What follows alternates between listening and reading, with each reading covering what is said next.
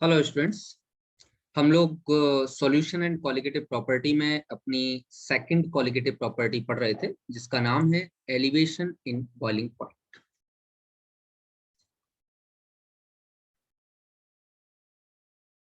Elevation in boiling point Hindi में कहते हैं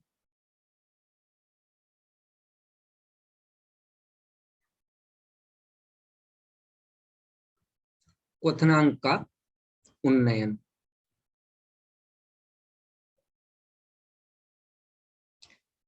इसमें मैंने बॉइलिंग पॉइंट के बारे में आपको लिखा दिया था, इसकी डेफिनेशंस लिखा दी थी और ये भी बता दिया था कि वेपर प्रेशर के साथ बॉइलिंग पॉइंट किस तरीके से चेंज। दो बातें हम लोगों ने की थी, ये दोनों डायग्राम में दोबारा बना रहा हूं आपके सामने कि मान लीजिए ये प्योर सॉल्वेंट है, शुद्ध विलायक,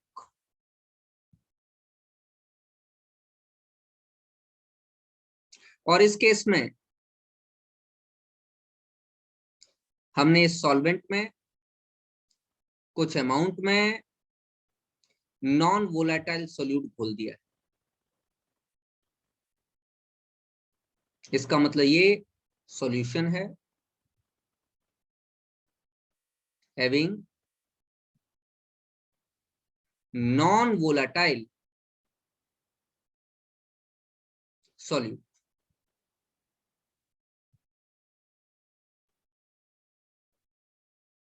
प्योर सॉल्वेंट, शुद्ध विलायक।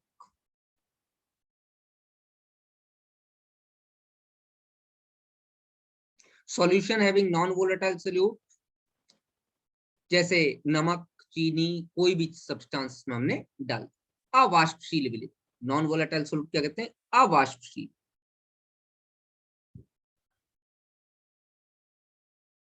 विलेय। ये हमने पढ़ लिया था कि मान लीजिए इसका जो वेपर प्रेशर है वो पी नॉट है और इसका वेपर प्रेशर पी एस है। तो पी नॉट का मान ज्यादा होगा in comparison to P S. क्यों पी नॉट की वैल्यू ज्यादा होगी? क्योंकि यहां पर सारे के सारे वाटर मॉलिक्यूल वेपर फेज में कन्वर्ट होने की कोशिश करेंगे और कोई हिंड्रेंस, कोई रुकावट नहीं। लेकिन इस केस में क्या होगा, जो नॉन वोलेटाइल सोल्यूट है, जो अवाष्पशील विलेय है, वो कुछ वाटर के मॉलिक्यूल्स को वेपोराइज होने से रोकेगा। तो अगर कुछ वाटर के मॉलिक्यूल्स को वेपोराइज होने से रोकेगा तो इसका मतलब इसका वेपर प्रेशर डिक्रीज हो जाएगा, इसका वेपर प्रेशर कम हो जाएगा। अब मान लेता हूं कि इसका जो बॉइलिंग पॉइंट है वो टी नॉट, टी नॉट इसका बॉइलिंग पॉइंट, और इस केस में मान लेता हूं कि इसका जो बॉइलिंग पॉइंट है वो टी एस, सॉल्यूशन का boiling point, boiling point of solution विलियन का। आप जानते हैं कि वेपर प्रेशर, वाष्प दाब इनवर्सली प्रोपोर्शनल होता है बॉइलिंग पॉइंट। कल मैंने आपको बॉइलिंग पॉइंट की डेफिनेशन लिखाई थी। वो टेम्परेचर जिस पर किसी लिक्विड का वेपर प्रेशर एटमॉस्फेरिक प्रेशर के बराबर हो जाए उसे हम बॉइलिंग पॉइंट कहते हैं। ध्यान से देखिए, अगर हम इनकी बात करें तो अगर पी नॉट की वैल्यू ज्यादा है तो बॉइलिंग पॉइंट इसका क्या होगा? कम हो। इसका मतलब if the P not is less is greater than P S, P naught की वैल्यू ज्यादा है और वेपर प्रेशर इनवर्सली प्रोपोर्शनल है बॉइलिंग पॉइंट के, तो अगर पी नॉट ज्यादा है तो जो टी नॉट होगा वो क्या होगा? कम होगा, और टी एस जो होगा वो ज्यादा। क्यों? जो नॉन वोलेटाइल सोल्यूट है, जो अवाष्पशील विलेय, वो क्या काम करेगा? वेपर प्रेशर को डिक्रीज करेगा। वेपर प्रेशर डिक्रीज करेगा तो बॉइलिंग पॉइंट इंक्रीज करेगा। अब जरा ध्यान से देखिए, तो जो टीएस माइनस टी नॉट की मैं बात करूंगा, जो मैं बात करूंगा TS minus T naught, TS minus T naught. ध्यान से देखो, सॉल्यूशन का बॉइलिंग पॉइंट ज्यादा है और प्योर सॉल्वेंट का बॉइलिंग पॉइंट कम है, तो सॉल्यूशन के बॉइलिंग पॉइंट से प्योर सॉल्वेंट के बॉइलिंग पॉइंट को मैं माइनस कर लेता हूं। अगर मैं माइनस कर लेता हूं तो ये पता चल जाएगा कि नॉन वोलेटाइल सोल्यूट डालने के बाद सॉल्यूशन का बॉइलिंग पॉइंट कितना बढ़ गया। तो कितना बढ़ गया, that is equal to delta T B. इसी का नाम है एलिवेशन इन बॉइलिंग पॉइंट, क्वथनांक में उन्नयन कितना बढ़ गया नॉन वोलेटाइल से। जैसे मैं कहूं पानी है, उसमें बेटा आपने थोड़ा सा नमक मिला लिया, तो नमक मिले हुए पानी का जो क्वथनांक है वो थोड़ा सा बढ़ जाएगा। कितना बढ़ जाएगा, दोनों को माइनस करके निकाल लेंगे, उतना बढ़ जाएगा डेल्टा टी।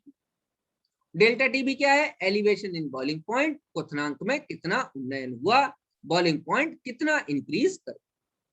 चलिए एक ग्राफ की मदद से समझते हैं कि बॉइलिंग पॉइंट क्यों इंक्रीज करते। देखिए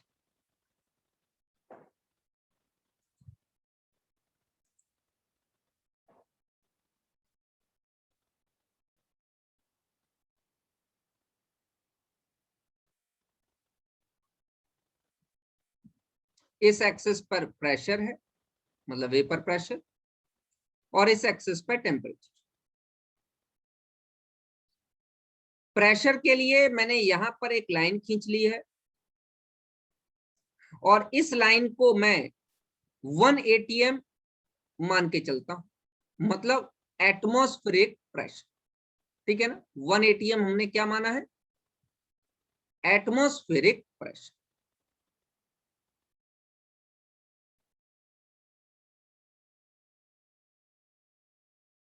एटमॉस्फेरिक प्रेशर, वायुमंडलीय दाब, ये हम मान के चल। मैंने कहा था कि किसी द्रव का वाष्प दाब जिस पर वायुमंडलीय दाब के बराबर हो जाए वही उसका क्वथनांक कहलाता है। The temperature at which vapour pressure of the liquid becomes equal to atmospheric pressure, वो एटमॉस्फेरिक प्रेशर के बराबर हो जाए, उसी को हम लोग क्या कहेंगे बेटे, उसी को क्वथनांक या उसी को जो है बॉइलिंग पॉइंट कहें। तो अगर हमारा प्योर सॉल्वेंट है तो वो कुछ इस तरीके से उसका वेपर प्रेशर हमको दिखाई दे। ये वेपर प्रेशर, ये वेपर प्रेशर किसका है, सॉल्वेंट का, प्योर सॉल्वेंट मतलब शुद्ध विलायक, पानी का मान लो। तो यहां से एक परपेंडिकुलर लाइन ड्रॉ करो नीचे की तरफ। जिस टेम्परेचर पर सॉल्वेंट का वेपर प्रेशर एटमॉस्फेरिक प्रेशर को टच करेगा वो टेम्परेचर कहलाएगा आपका T not, boiling point of pure solvent. T not क्या है, boiling point of pure solvent. अब जरा ध्यान से देखिए, अगर मैं किसी भी सॉल्वेंट में, किसी भी शुद्ध विलायक में कुछ मात्रा में अवाष्पशील विलेय मिला दूं, कहने का मतलब है if the non volatile solute is added, मालूम चले मैंने पानी में, जल में कुछ क्वांटिटी में NaCl मिला दिया, तो अगर मैं NaCl मिला दूंगा तो वो वाष्प बनने में दिक्कत करेगा, मतलब वेपर प्रेशर डिक्रीज होगा। तो अगर प्योर सॉल्वेंट का वेपर प्रेशर इस लाइन पर आ रहा है तो जो सॉल्यूशन है उसका वेपर प्रेशर कुछ नीचे आएगा, कुछ डिक्रीज होगा, यहां आएगा और फिर जाके यहां टच करेगा। तो ये वाला किसका है, ये वाला है सॉल्यूशन। ये जो दे रहा है लाइन, ये लाइन है सॉल्यूशन, और इस सॉल्यूशन में मैंने क्या मिला रखा है, नॉन वोलेटाइल सॉल्यूट, जैसे NaCl मैंने कुछ क्वांटिटी मिला रखा। तो इसका वेपर प्रेशर डिक्रीज हो जाएगा, नहीं हो जाएगा, हाँ, शुद्ध विलायक या प्योर सॉल्वेंट से थोड़ा सा कम हो जाएगा। आगे लाइन बढ़ाई, यहां जाके ये एटमॉस्फेरिक प्रेशर को टच कर रहा है। जिस पॉइंट पर ये एटमॉस्फेरिक प्रेशर को टच कर रहा है उस पॉइंट से एक परपेंडिकुलर टेम्परेचर की तरफ खींच लिया। ये टेम्परेचर है हमारा टीएस, और हमारा टीएस क्या है? बॉइलिंग पॉइंट ऑफ सॉल्यूशन, विलयन का उठना। अब देखो टीएस ज्यादा है या नहीं? हाँ ज्यादा। क्यों? क्योंकि वेपर प्रेशर कम है इसलिए टीएस ज्यादा। तो टीएस ज्यादा है कहने का मतलब नॉन वोलेटाइल सोल्यूट मिलाने के बाद बॉइलिंग पॉइंट बढ़ जाता है, और वो जो बढ़ जाता है वही है हमारा delta TB, that is equal to TS minus T. Scientist ने एक्सपेरिमेंटली इसको सॉल्व किया और हमको ये बताया कि जो डेल्टा टीबी है वो डायरेक्टली प्रोपोर्शनल है विल सॉल्यूशन की मोलैलिटी के लिए। तो फॉर्मूला बन गया delta TB directly proportional to molality. ठीक है, प्रोपोर्शनलिटी का साइन हटाओ बेटा, तो डेल्टा टीबी बराबर आ जाएगा K B into small M. Small M ही तो मोलैलिटी का रिप्रेजेंटेशन था, बिल्कुल सही। के बी क्या है? ध्यान दीजिएगा, के बी है मोलल एलिवेशन कांस्टेंट, हिंदी में कहते हैं मोलल उन्नयन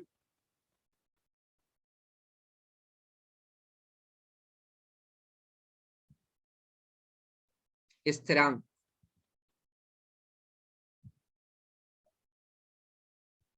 भीमराज कैमरा बंद करो बेटे। केबी है मोलल एलिवेशन कांस्टेंट या मोलल उन्नयन, इसी का बेटा एक और नाम है। मोलल एलिवेशन कांस्टेंट को इब्यूलियो स्कोपिक कांस्टेंट भी कहा जाता है। मोलल एलिवेशन कांस्टेंट को इब्यूलियो स्कोपिक कांस्टेंट भी कहा जाता है। नाम ध्यान रखिए। अब बेटा मोलैलिटी का फॉर्मूला यहां लगा दो, आपका टोटल फॉर्मूला बन जाएगा डेल्टा टी बी बराबर के बी इंटू मोलैलिटी का क्या फॉर्मूला होता है? Small W weight of solute upon M dash weight of molecular weight of solute into capital W weight of solvent in kg. तो अगर केजी में नहीं है तो ऊपर हमको 1000 से मल्टीप्लाई, मतलब इस ग्राम को केजी में कन्वर्ट करने के लिए डब्ल्यू को डिवाइड किया, वो ऊपर चला जाएगा, वो मल्टीप्लाई में आ जाएगा। ये बेटा आपके पास फॉर्मूला। अब थोड़ा सा केबी की बात कर लेते हैं बेटे। कांस्टेंट है, आपको दिया जाएगा हर जगह, थोड़ी सी बात केबी की करेंगे, ध्यान से देखिए।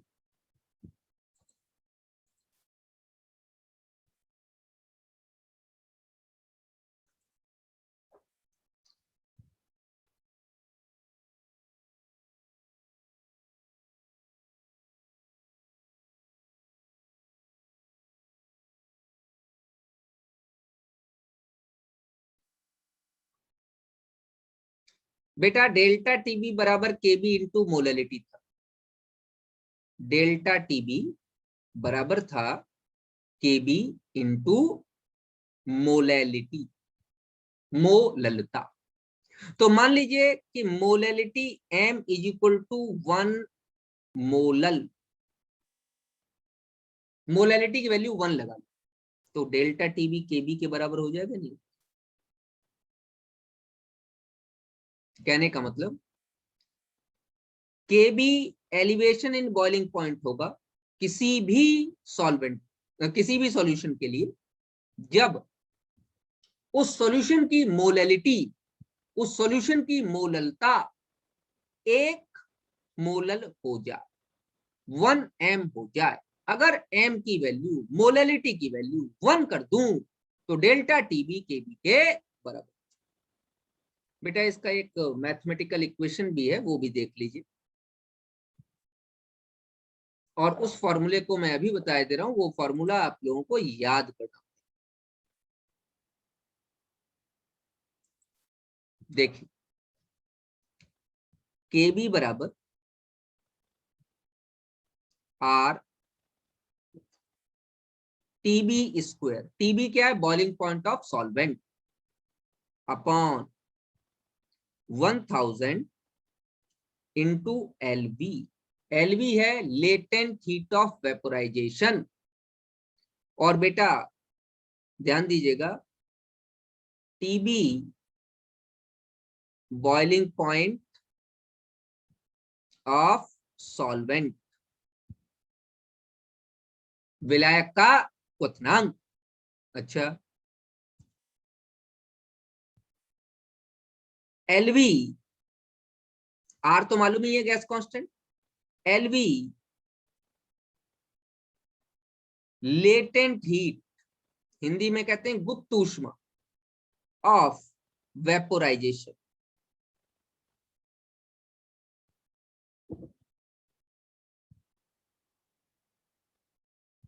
वाष्पन की गुप्त ऊष्मा, किसके लिए, सॉल्वेंट के लिए। ठीक है, थोड़ा सा एक पॉइंट आगे लिख के दे रहा हूं, अभी ये क्वेश्चन भी सॉल्व करेंगे, पहले यहां एक पॉइंट लिख के दे रहा हूं आप लोगों के लिए।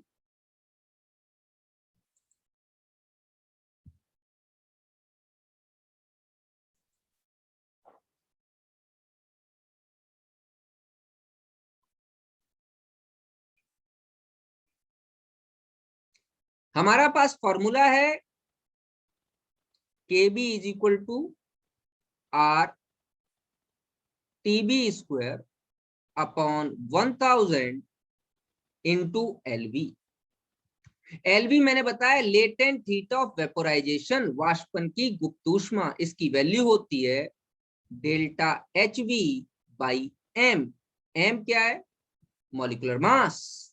तो जरा ऊपर रख दो बेटा, तो फॉर्मूला आ जाएगा के बी बराबर R TB square upon 1000 into delta H we into, ये फॉर्मूला बेटा याद रखना पड़ेगा, इससे कोई न्यूमेरिकल तो नहीं बनेगा, लेकिन कभी कभी इस फॉर्मूले को, केबी के इस फॉर्मूले को सिर्फ फॉर्मूला पूछता है। तो केबी का फॉर्मूला तो यही है, R TB square upon 1000 to L V, जहां T B boiling point of solvent है, विलायक का क्वथनांक, L V latent heat of vaporisation है, वाष्पन की गुप्त ऊष्मा। लेटेंट हीट ऑफ वेपोराइजेशन क्या होती है, delta H we, enthalpy of vaporisation, वाष्पन की इंथैल्पी, इंथैल्पी ऑफ वेपोराइजेशन है, एम मोलर मास है।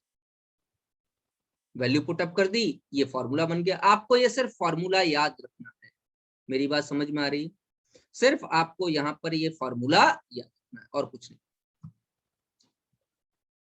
बेटे मैंने आपको कहा कि अगर हम सॉल्यूशन में कुछ अमाउंट में नॉन वोलेटाइल सोल्यूट डालते हैं, कहने का मतलब सॉल्यूशन एक ऐसा बनाते हैं जिसमें कुछ अमाउंट में नॉन वोलेटाइल सोल्यूट डाला हुआ है। मान लीजिए एक तरफ जल है, पानी है, शुद्ध पानी है, शुद्ध विलायक में हमने पानी ले रखा है, वाटर ले रखा है, और एक कंटेनर में वाटर में हमने कुछ क्वांटिटी में NaCl डाल रखा है, मतलब नमक का पानी ले रखा है।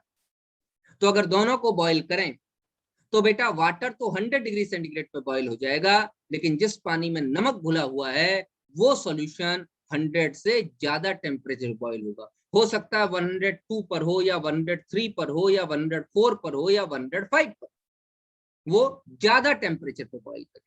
क्यों ज्यादा टेम्परेचर बॉईल करेगा, क्योंकि जब नॉन वोलेटाइल सॉल्यूट घुल गया तो बॉइलिंग पॉइंट बढ़ गया। कितना बढ़ गया, पहले था 100, अब मान लो अगर 105 हो जाता है तो डेल्टा टीबी जो आपका आएगा वो 5 डिग्री का, 5 degree increase.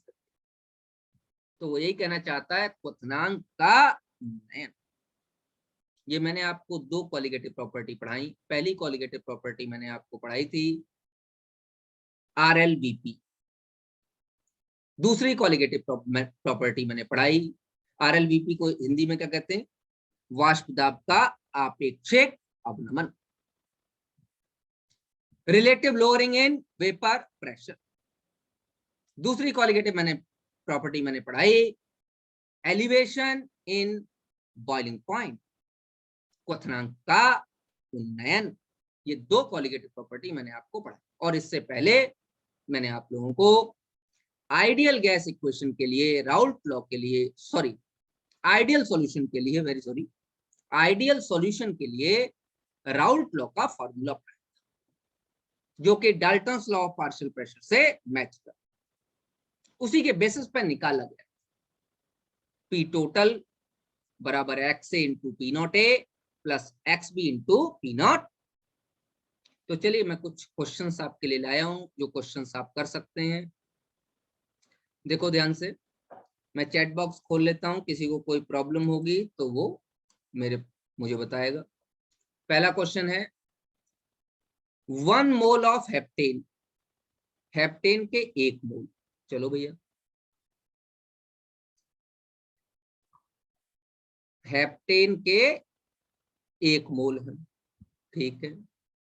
Is mixed, mix किया गया 4 मोल ऑफ ऑक्टेन, ऑक्टेन के 4 मोल्स। बेटा बताओ heptane plus octane ideal solution बनाएंगे क्या? कह रहा है आइडियल सॉल्यूशन बना रहे, तो बनाएंगे क्या? बिल्कुल बनाएंगे, अगल बगल के हैं। मैंने आइडियल सॉल्यूशन आदर्श विलयन के लिए क्या आपको याद कराया? बिल्कुल अगल बगल के पॉइंट्स हो तो वो आपस में बनाए, hexane, heptane, heptane, octane, octane, नोनेन, ये आइडियल सॉल्यूशन बना, ठीक है। पी नॉट इसके लिए ए मान लो और इसके लिए बी मान लो, ठीक है ना। तो पी नॉट ए का वैल्यू दी गई है हेप्टेन के लिए 92 मिलीमीटर मरकरी। अच्छा, पी नॉट बी की वैल्यू दी गई है 31 मिलीमीटर मरकरी, ये दी गई। Find out the vapour total vapour pressure of solution, मतलब सॉल्यूशन का टोटल वेपर प्रेशर निकाल। तो फॉर्मूला लगेगा पी टोटल बराबर X A into P naught A plus X B into P naught B. लगा लोगे। एक्स ए और एक्स बी की वैल्यू निकालनी है। एक्स ए की वैल्यू क्या होती है? Number of moles of A upon number of moles of A plus B. Number of moles of A मैंने किसको माना है? हेप्टेन को। तो ये हो गया 1 अपॉन ए प्लस बी, 1 प्लस 4 5, 1 अपॉन 5। अच्छा, एक्स बी की वैल्यू बताओ कितनी आ जाएगी?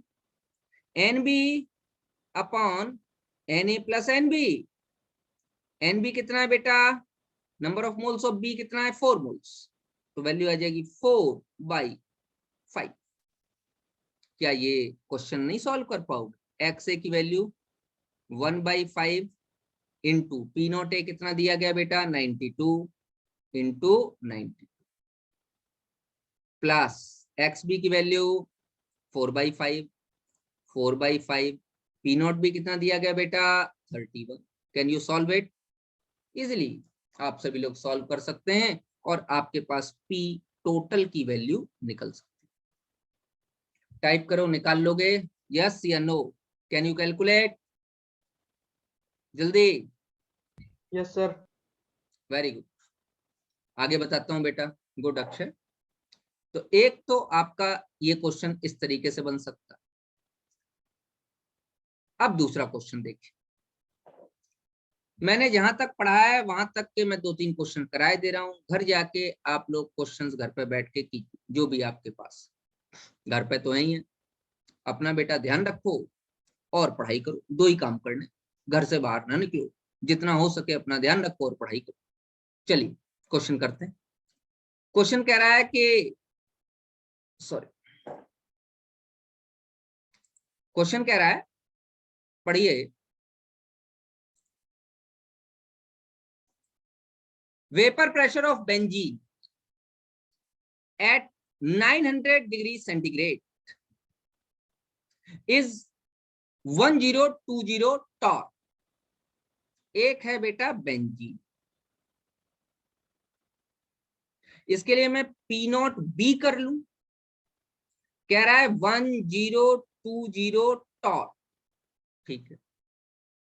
ए solution of 5 gram of solute, तो बेंजीन सॉल्वेंट, सोल्यूट का वेट W दिया गया है 5 ग्राम, इन 58.5 ग्राम बेंजीन, मतलब बी को ही तो सॉल्यूट मानते हैं हम लोग, ठीक। ध्यान रखना ए को हमेशा हम क्या मानेंगे, सॉल्वेंट, ये मैंने पहले ही लिखा दिया, और बी को हमेशा क्या मानेंगे हम, सॉल्यूट। ये तो बेंजीन, ठीक। WB का मान, बी की वैल्यू 5 ग्राम दी गई है, of A solute in 58.5 gram benzene, WA weight of solvent कितना दिया गया है, 58.5 gram, has a vapour pressure of 990 torr. Solution जिसमें 5 ग्राम सॉल्यूट मिलाया गया है, उसका जो वेपर प्रेशर है वो 990 टॉर, मतलब PS की वैल्यू दी गई है 990 टॉर, कितनी दी गई, ठीक है। इसकी है 1020 टॉर, 5 ग्राम सॉल्यूट मिलाया तो कुछ वेपर प्रेशर डिक्रीज हो गया, और डिक्रीज होने के बाद 990 आया, इसका मतलब जो सॉल्यूट हम मिला रहे हैं वो सॉल्यूट नॉन वोलाटाइल है, तभी तो वेपर प्रेशर कम हुआ। पहले कितना था वेपर प्रेशर, 1020, अब कम हो गया, कितना हो गया, 990 टॉर हो गया।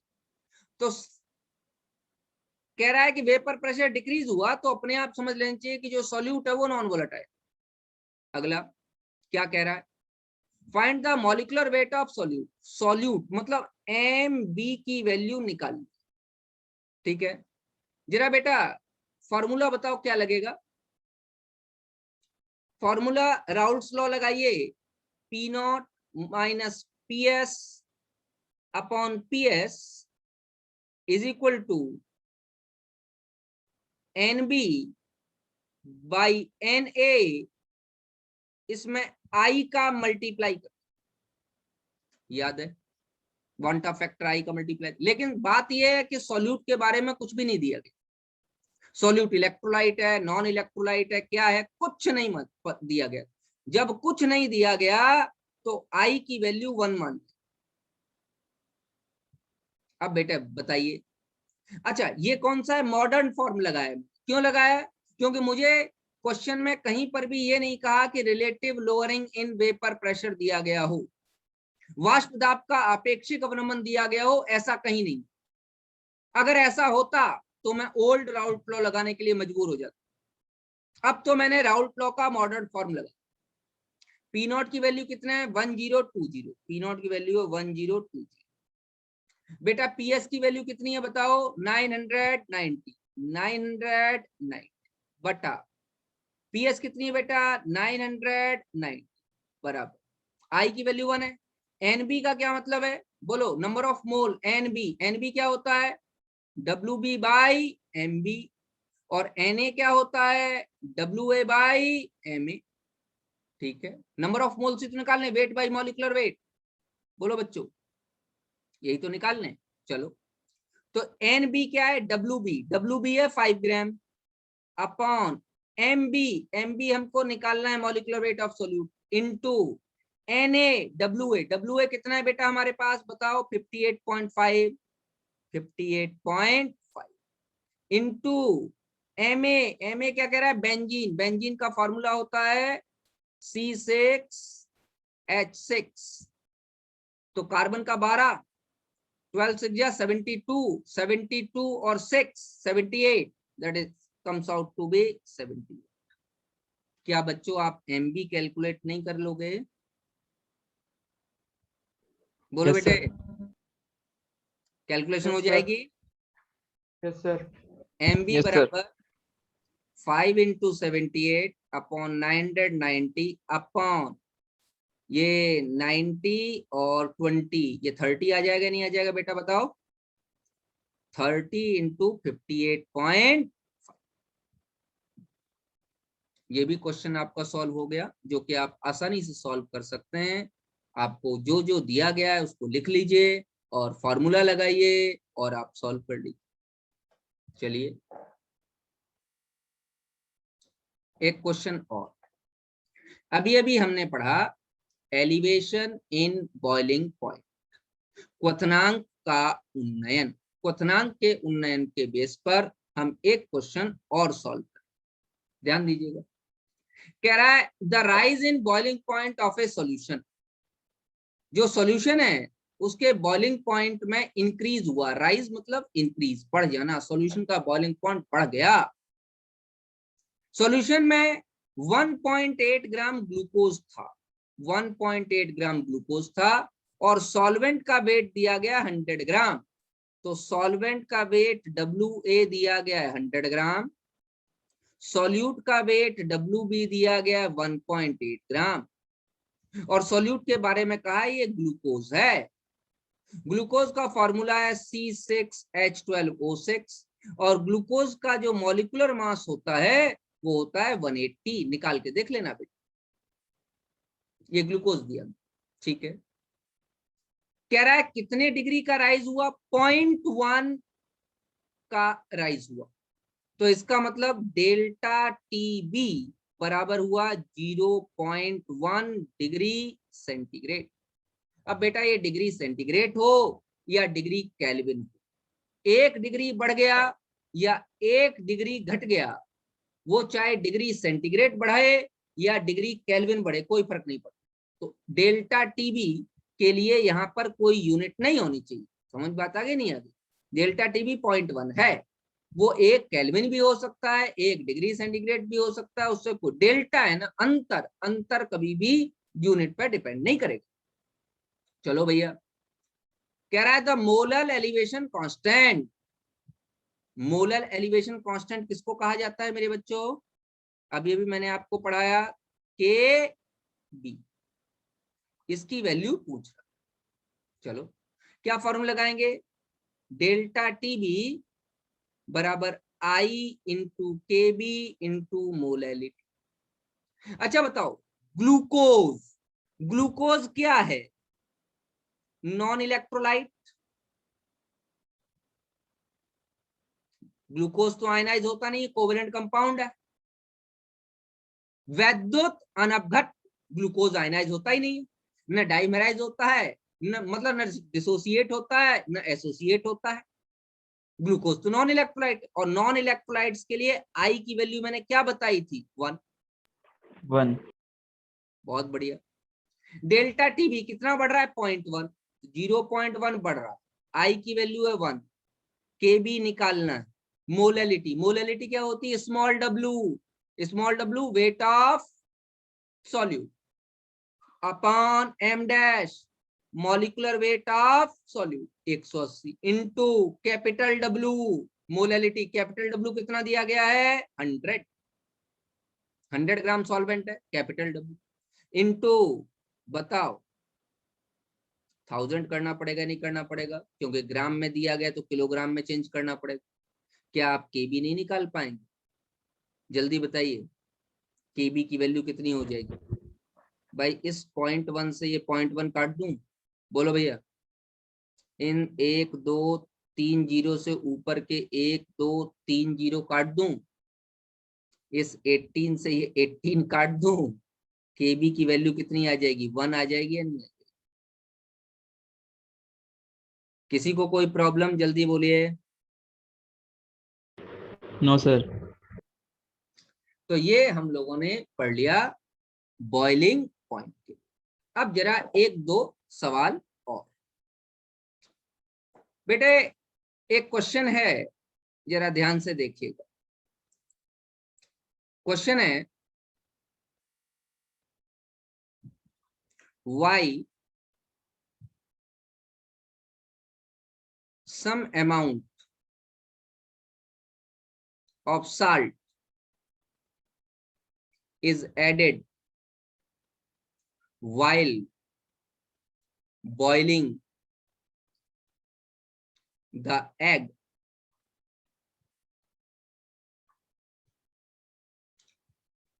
एग अंडे को कहते हैं बेटे।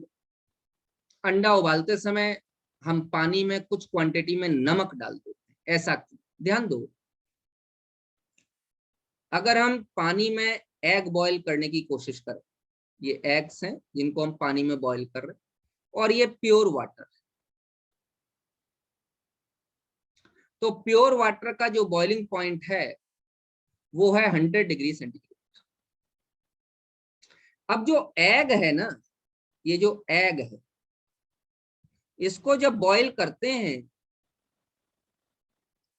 तो अंदर से ये एग सॉलिडिफाई हो जाता है, सॉलिड हो जाता है। इस प्रोसेस का नाम है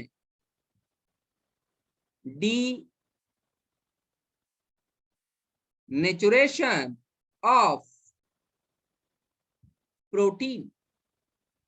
प्रोटीन का